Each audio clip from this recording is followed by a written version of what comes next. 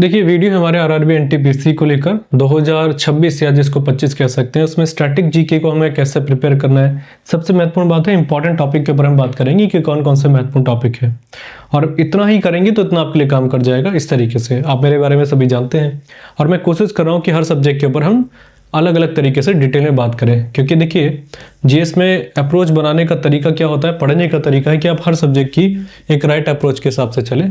Static GK का कितना importance है पहले उसको समझना पड़ेगा, तभी हम कुछ चीज़ों पे बात करेंगे जैसे यहाँ पर आपको देखने को मिल रहा है और कौन कौन से महत्वपूर्ण टॉपिक है।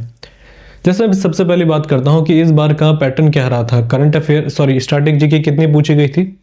तो बड़ी अजीब सी बात लगी थी, इस बार स्टैटिक जीके के क्वेश्चन कम पूछे गए थे। पर मैंने आपको हमेशा पहले भी चीज़ें बताई है, ज़रूरी नहीं कि जब पैटर्न आपका नया आया है वो पैटर्न दोबारा वो रिपीट करेगा, ये ज़रूरी नहीं है। एक बहुत ही महत्वपूर्ण सब्जेक्ट है आपका, वैसे एसएससी में ज़्यादा पूछा जाता है ये, और एक टाइम पे जब रेलवेज आपने 2019 का एग्जाम दिया होगा तो स्टैटिक जीके बहुत आई थी, पर इस बार बड़ा आपको कह सकते हैं बड़ा ऐसा सरप्राइजिंग लगा था कि स्टैटिक जीके कम पूछी गई थी। पर मैंने आपको जैसे पहले ही बताया कि हमारे लिए सबसे ज़्यादा सिलेक्शन जो डिसाइड करेगा, वैकेंसीज का आप देख भी रहे हैं, तो आपके लिए एक एक क्वेश्चन बहुत महत्वपूर्ण है। तो आपको इस अप्रोच के हिसाब से चलना है कि जहाँ से क्वेश्चन आए थे एटलीस्ट उस टॉपिक को अगर मैं करके चले जाता हूँ तो मेरा सारा पेपर यहाँ से बन जाए। ये कह सकते हैं कि पेपर आपका 90% यहीं से बनेगा अगर आप एक राइट अप्रोच लेके चलेंगे। बार बार मैं आपको बोल रहा हूँ कि एक एक क्वेश्चन आपके लिए बहुत महत्वपूर्ण है। जीएस में अगर आपकी अप्रोच एक एक क्वेश्चन को लेकर उठाने की होगी तो आपके मैक्सिमम क्वेश्चन बनेंगे या आपके सबसे ज़्यादा जीएस में अच्छे स्कोर आएंगे, है ना। तो उसी तरीके से हम तैयारी को देखेंगे। पहली बात स्टैटिक जीके का मैंने आपको वेटेज बता दिया, कम रहा था, पर जरूरी नहीं कि दोबारा से कम देखने को मिलेगा। पहली बात ये हमें ध्यान रखनी है। दूसरी बात हमें ये देखना है कि हमारे महत्वपूर्ण टॉपिक कौन से हैं। सिलेबस सारा आपको कवर करना है, ये ध्यान रखना है आपको कि हमें सिलेबस कवर पूरा करके जाना है। पर अगर हम बीच में फंस गए, मान के चलिए एग्जाम से कुछ समय पहले बच गए, तो क्या करना है, वो महत्वपूर्ण टॉपिक मैंने आपको बता रखे, इनको भी करके जाएंगे तो सारा पेपर यहीं से आया था इस बार भी, और ये लगातार देखने को मिलता है कि पेपर यहीं से आता है। ये कुछ महत्वपूर्ण टॉपिक है, कौन कौन से, इनको ये देख लेते हैं।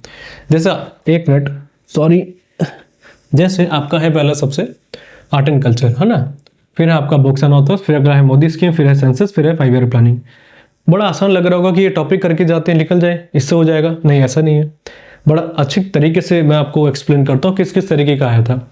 आर्ट एंड कल्चर देखने को मिलता है कि आर्ट एंड कल्चर आ गया है, बस हमने इतना समझ लिया। आर्ट एंड कल्चर में बहुत सारी ब्रांचेज होती है जो इसकी इस बार पूछी गई है, और बड़ा हैरान था मैं इस बार कि मुझे नहीं पता था कि रेलवेज में इतना डिटेल में स्टैटिक जीके पूछेगा। जितने भी क्वेश्चंस कम आए हैं इसमें, पर क्वेश्चन इतने अच्छे पूछे गए थे कि जैसे एसएससी में पूछ रहा हो। क्योंकि मैंने आपको बताया मैंने सीजीएल एग्जाम भी दे रखा था 2018 का, मैंने एनटीपीसी का एग्जाम भी दिया था, मैंने एसएससी और रेलवेज के मैंने इतने पेपर दिए हैं, 2 पेपर तो दिए हैं मैंने रेलवेज के, और एसएससी के मेरे को 3-4 पेपर मैंने दे रखे थे। मैंने कभी भी मैच करते हुए लेवल नहीं देखा रेलवेज का एसएससी के साथ। इस बार इन्होंने लेवल अच्छा रखा था। समझते हैं पहले क्या चीज़ है कि आर्ट एंड कल्चर में क्या होता है। सबसे पहली बात डांस फॉर्म्स, ठीक है, ये आप सभी पढ़ते होंगे डांस फॉर्म, जिसको नृत्य कहते हैं। अब इसमें से 2 चीज़ें होती है, एक होती है फोक डांस और एक होता है क्लासिकल डांस। ये सभी आपने जान रखा होगा। इस बार फोक डांस के क्वेश्चन बहुत कम पूछे गए बट कम पूछे गए। कहाँ से पूछे गए? क्लासिकल डांस, और क्लासिकल डांस से भी बहुत डिटेल की चीज़ें पूछी गई है। समझ में आ रही है आपको बात? कहने का मतलब है कि वो आपसे जितने भी क्वेश्चन पूछ रहा है वो आपसे हर चीज़ पे मेहनत मांग रहा है। तो आपकी तैयारी भी उस तरीके की होनी चाहिए कि आप क्लासिकल डांस भी पढ़ रहे हैं तो थोड़ा अच्छे से पढ़िए। क्लासिकल डांस मैंने अपने एप्लीकेशन पे अच्छे से करा रखा है। यूट्यूब पे मैं कोशिश करूंगा इस बार फ्री कंटेंट आपको देने की, कि कुछ यहाँ पर आपको क्लासिकल डांस डिटेल में बता दूं क्या क्या चीज़ें रही हैं, क्योंकि कुछ मुद्राएं पूछी गई थी। सपोज मैं एक एग्जाम्पल से बताता हूँ, जैसे नाट्य शास्त्र के बारे में वो उन्होंने पूछा। हम सभी जानते हैं कि बेसिक स्ट्रक्चर है हमारा, जहाँ से हमारे डांस फॉर्म स्टार्ट हुए हैं, वहाँ से ही इन्होंने बहुत अलग अलग तरीके के क्वेश्चन पूछे हैं बहुत डिटेल में, कि बताइए नाट्य शास्त्र में किस पार्ट में वर्गीकृत किया गया है। शिल्पादिगारम के बारे में पूछा कि उसका संबंध कौन से नृत्य से रहा था, कहाँ पर हमारे वाद्य यंत्र को कितने पार्ट में डिवाइड किया गया और इस वाद्य यंत्र का संबंध किससे। इस तरीके के क्वेश्चन आए। कहने का मतलब क्वेश्चन उसने डिटेल में पूछा है, कम पूछा बट डिटेल में पूछा है, तो क्वेश्चन छोड़ के तो नहीं जाना हमने, ठीक है। इसलिए आपको क्लासिकल डांस अच्छे करके जाना है, और एक ध्यान रखना है स्टैटिक जीके के बारे में डिटेल में पढ़ के जाना है। इसके बाद आपका आता है अगला फेस्टिवल्स, ठीक है। ये भी एक आर्ट एंड कल्चर का पार्ट है, फेस्टिवल्स, जिसको प्रमुख त्योहार कहा जाता है। फेस्टिवल से क्वेश्चन आए थे और क्वेश्चन अच्छे देखने को मिले थे। ऐसा नहीं लगा था कि ऊपर ऊपर से रखा है। जैसे मैं इसमें एक चीज़ और ऐड कर देता हूँ, कैलेंडर।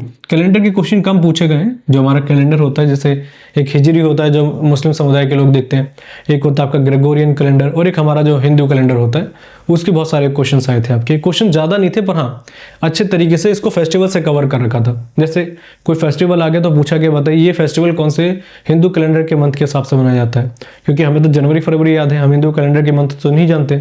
तो इस तरह के क्वेश्चन आए थे। और जो भी फेस्टिवल पूछे गए थोड़ा अच्छे से पूछा गया कि बताइए ये जो चीज़ें की जाती है कौन से त्यौहार में की जाती है। समझ में आ गई बात? इसका मतलब जो भी चीज़ उसने पूछी थोड़ा अच्छे से पूछिए। ये एसएससी का लेवल है अगर मैं आपको समझाना चाहूँ।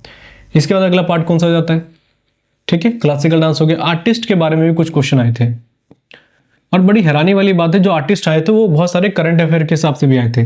जैसे किसी करंट में किसी व्यक्ति को किसी कृति बनाते हुए या कोई डांस फॉर्म में के टाइम पे उसका संबंध करंट अफेयर से पूछे, इसको पद्मश्री मिल गया या पद्म भूषण मिल गया, ऐसे टाइप के भी आए थे। बट बेसिकली आपके जो आर्टिस्ट आए थे, जैसे आपका मृणालिनी साराभाई के बारे में पूछा गया था, रुक्मणी देवी रुंडली जी के बारे में पूछा था, दृष्णा के बारे में पूछा गया था।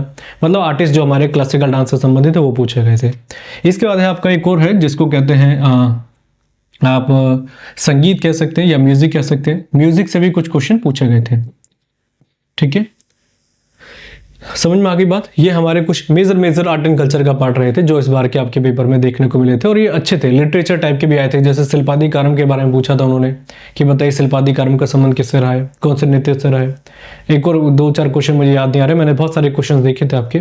तो कहने का तात्पर्य है आपका जो भी आपको पढ़ना है इनको बस इतना करके चलिए, आर्ट एंड कल्चर का जरूरत से ज़्यादा करने की जरूरत नहीं, आपका काम बन जाएगा यहाँ पर, ठीक है। चलिए आर्ट एंड कल्चर इतना हो गया।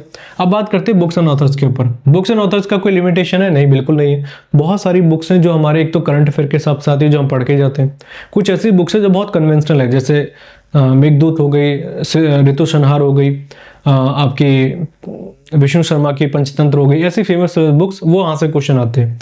इस बार भी वहीं से आए थे बुक्स एंड ऑथर्स के। तो कितने बुक्स एंड ऑथर्स करने चाहिए मैं आपको करा दूंगा यूट्यूब पे वैसे फ्री में। पर आप जो भी हैं जो बड़ी बड़ी बुक्स रही उनके बारे में थोड़ा जानकारी रखिएगा, क्योंकि इस बार बुक्स एंड ऑथर्स के क्वेश्चन आए थे। पर इस टॉपिक से पहले मैं इन टॉपिक को थोड़ा सा आप रोक लीजिएगा। पहले आपको सबसे पहले आर्ट एंड कल्चर पे काम करना है।